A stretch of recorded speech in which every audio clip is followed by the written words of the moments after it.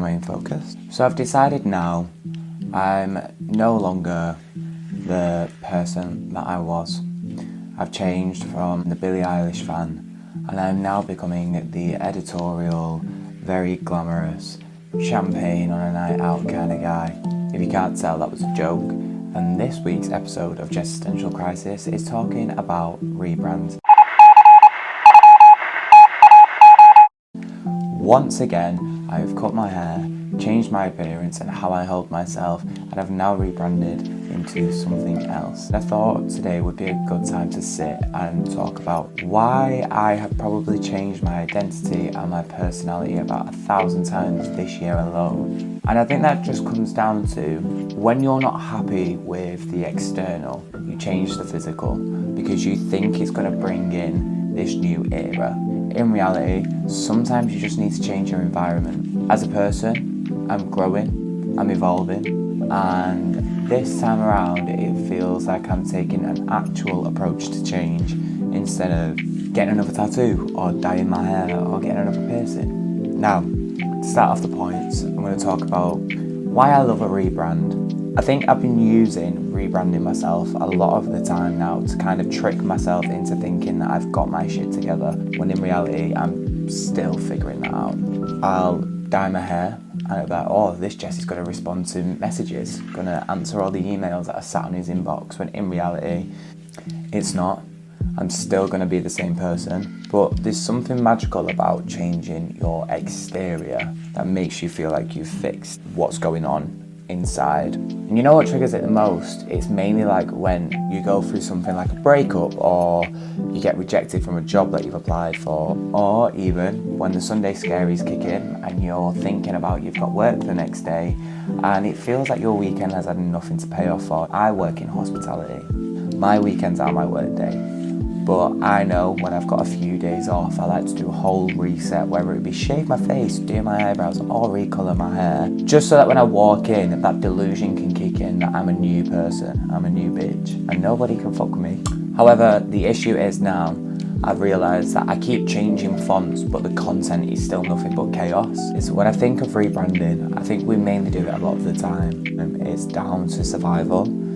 I think we feel like when we do these kind of changes to ourselves and try and create this new brand for ourselves, it's mainly because we're trying to feel like we've become something when we actually have no idea of what we're trying to become or what we're trying to figure out. And I'm going to share a story, as I normally do in these episodes. Oh, the story I'm going to tell you is something that some people might know, some people might not, but I've not always been Jesse. I did a big rebrand once because it felt like everything in my life was chaos, and I made the decision to move on and accept that the person that I am is an individual person, not the copy of someone else. So I'm wondering, don't get on with the mother, lesbian gay, don't get on with the dad, gay.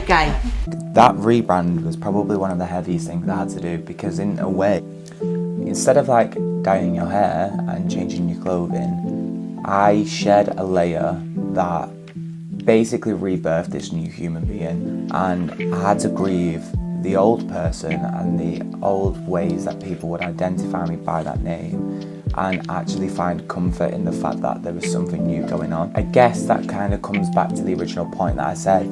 When we do rebrands, it is kind of like a survival instinct. We do it because everything around us is so chaotic that if we do something that makes us feel like a new person, it makes you feel like your life's together, when sometimes it's not. Being human, you're normally scared of change, but when you've reached a point where you need the change, that is when you actually start changing and you start evolving. I've kind of been brainwashed this past week. A lot of my friends have been posting online their new apartments, their new jobs, the new people that they're meeting, and now I'm craving that. Not saying that there's anything wrong with my environment right now, but I think it's finally time that I look at what's going on. Why am I not looking at the things that are going to make me happy and maybe introduce a change that is going to allow me to evolve instead of keeping me in a cage?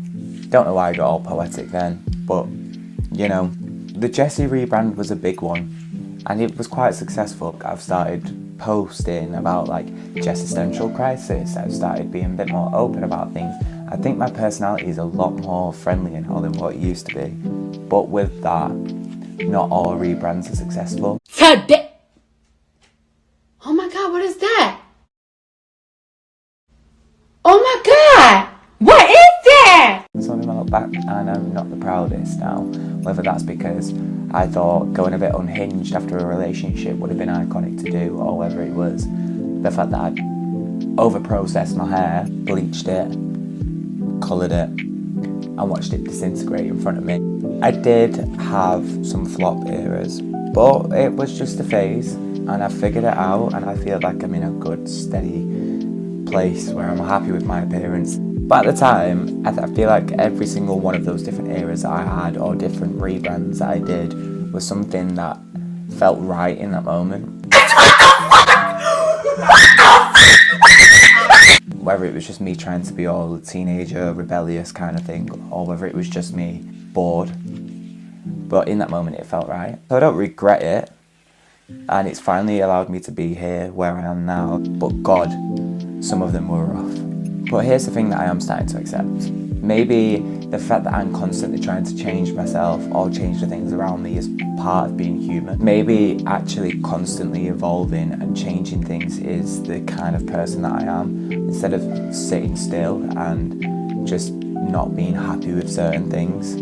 I think it's good to think that you don't need to have one fixed identity. People aren't static. I think now, when you accept the fact that life can be a little bit messy, and you can too, that you actually start becoming this main character in your own life. And I feel like I've always lived that, instead of trying to look for other people to tell me what my worth is, or changing my hair to fit into a norm that I think is going to be the perfect rebrand. I mean, you know what they say, there's nothing more dangerous than a twink with bleach blonde hair. I fell victim for thinking that was going to be perfect for me. Not anymore. I feel like I had to say this because I don't think I'm the only person out there who probably thinks that changing your appearance or how you look is going to be the new step for a new you. When in reality, changing the outside can sometimes make the inside feel better. I mean, I guess that's all I've got to say really. Crisis has been averted.